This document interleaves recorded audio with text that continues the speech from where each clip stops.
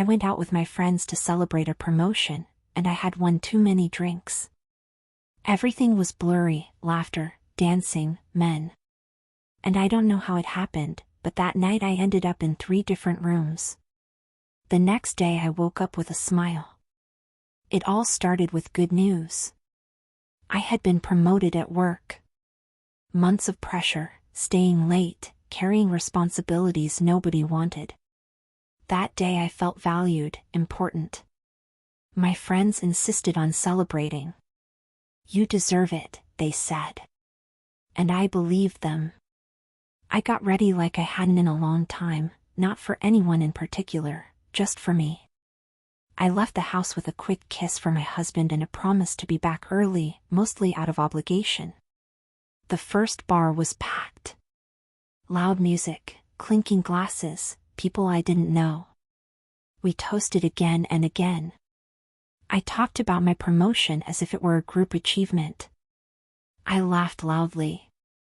I felt amazing. The second round came fast. Then another. I lost count. I lost track of time. That night I lost control. I felt incredibly happy. I remember glances. I remember conversations that started and ended in seconds.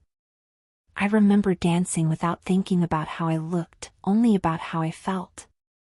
I remember men who weren't my husband guiding me through the crowd, laughter that wasn't my friends, a feeling of absolute freedom. As if everything, just for one night, was allowed. We changed places. Or maybe it was the same place, just different. Long hallways, dark carpets, doors closing. I know I went into a room with someone whose name I don't remember. I don't remember exactly what happened. But I know I left with a smile, a drink in hand, and a laugh that wasn't nervous, it was knowing. I didn't feel guilty for having fun, or for being unfaithful.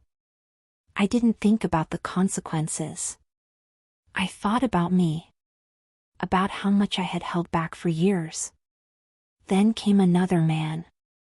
Very handsome. Dark-haired. A different energy. Everything went well, as if that night was meant to break the rules. I nodded, let myself be carried away, accepted drinks, accepted conversations. There was no plan. Just enjoying the moment and ordering more bottles to drink. Instead of slowing down, I went further. The third infidelity was almost absurd. As if the number no longer mattered. I remember laughing at myself.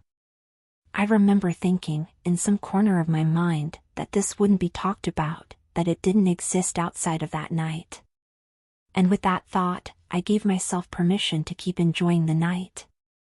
I don't know exactly when it all ended. I know it was morning. I know I woke up in a house that wasn't mine, with sunlight filtering through the window.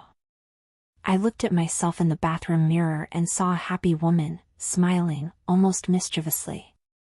I washed my face, gathered my things, and left. I came home with a slight hangover and a tired body. My husband was still asleep. I looked at him for a few seconds. I didn't feel guilty. Not panic. I felt something better, joy. I got in the shower, let the water wash away smells, alcohol, stray memories, and got ready for a normal day. Normal, in quotes. Because nothing was normal. I left the house with my hair still damp, full of energy, as if I'd slept 10 hours when in reality I'd hardly slept at all. On the way to work, I remembered things, and it made me laugh. I arrived early. Too early. In the elevator, I looked at myself in the mirror and was surprised again, no dark circles, no look of regret. Just a smile, as if I alone knew something no one else understood. I took a deep breath before stepping into the hallway. My friends were already there. The same ones who had toasted with me hours earlier.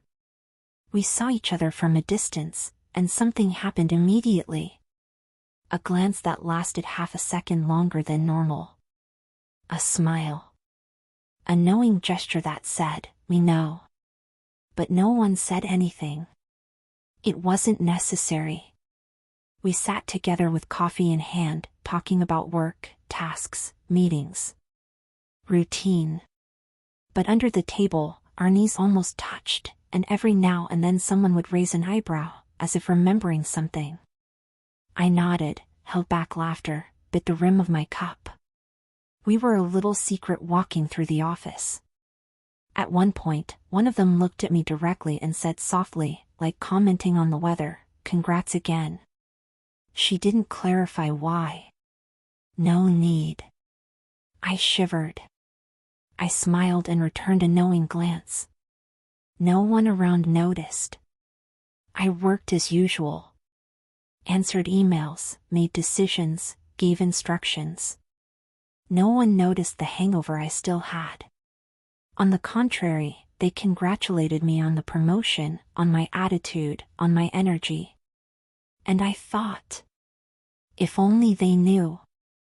My friends and I exchanged glances throughout the day. Small, quick, enough. We smiled for no apparent reason. As if sharing a silent pact, what happened stayed there. I had been unfaithful, and I didn't feel guilty. On the contrary, I was very happy. That night, something happened that wasn't in my plans. I was in the kitchen, preparing dinner, when my phone buzzed on the table. An unknown number. I thought it was work, some supplier, nothing important. I opened it. And I smiled before finishing reading. I got home safe. Still remember your smile. I stayed still for a few seconds. Then I laughed quietly to myself. Not out of nerves. Out of surprise. And absurdity. I hadn't saved any numbers the night before. Or so I thought.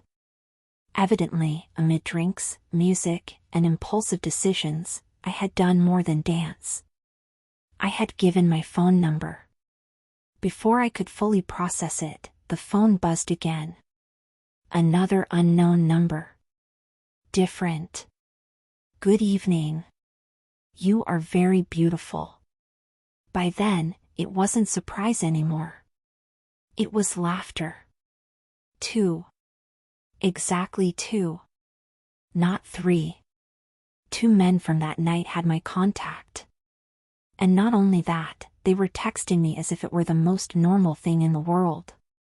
As if they knew something. As if I were someone they had shared something with and wanted to repeat it. I glanced toward the bedroom. My husband hadn't gotten up yet. I lowered the phone's brightness automatically, as if someone could read my messages. I didn't feel guilty. I felt excited. A kind of teenage thrill I hadn't felt in years. The infidelity was starting to grow, and instead of hiding it, it amused me. I didn't reply immediately. I left the phone face down and went on with my tasks. But my mind was no longer there. I kept going back to the messages, to the names I didn't remember clearly, to incomplete images. I wondered which one was which. I wondered what I was going to do. The next day, when I was alone, I opened the messages again. I read them calmly. No rush. I replied. Something simple. Something casual. I gave no explanations. I made no clarifications. I didn't mention being married. Not because I was planning anything specific, but because I didn't see the need. For me, at that moment, there was nothing to confess. There was no cheating if there were no consequences. At least that's how I felt. The messages kept coming. I replied when I could. Sometimes I took my time. Sometimes I let hours pass just to feel that thrill. I had to be careful. My husband was nearby. On the couch. In bed. In the house. I quickly learned to tilt the phone, lock the screen with an automatic gesture, smile for no apparent reason, and justify it with any excuse. I was surprised at how easy it was. How natural it felt to hide something. At times, the situation seemed ridiculous. Me, an adult woman with a structured life, playing two parallel conversations as if nothing were happening. And yet, I enjoyed it. No drama. No promises. No plans. Just the feeling that the night hadn't completely ended. One of them was more direct. He asked when we would meet. The other was more patient. He read and reread those messages. I felt the urge to make a decision just because I could. Not out of necessity. By choice. Then came the doubt. Not fear. Doubt. Should I stop? Should I delete the messages and pretend nothing happened? Or could I allow myself to continue, at least a little longer? In my head, the answer was simple and dangerous at the same time. It wasn't cheating if my husband didn't find out. There was no harm. No proof. It's a strange logic. I knew it. I kept telling myself they were just messages. That I wasn't doing anything. That everything was under control. But every buzz from the phone proved otherwise. Control wasn't about avoiding something, it was about deciding how far to go. That night I went to bed next to my husband with the phone on the nightstand, face down. He slept peacefully.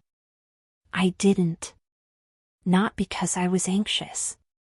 Because I was thinking. About two names I hadn't saved. About two open possibilities. The next day I replied. To both. Not at the same time, not with the same words, but with the same intention. To keep being unfaithful. The most unsettling thing isn't the infidelity. It's how easy it became. How quickly I stopped asking myself if it was right or wrong.